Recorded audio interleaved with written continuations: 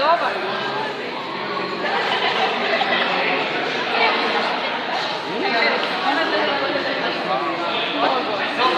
Dio saradnik britkog jezika, bez pardona, oštar, otresi, ali častan čovjek.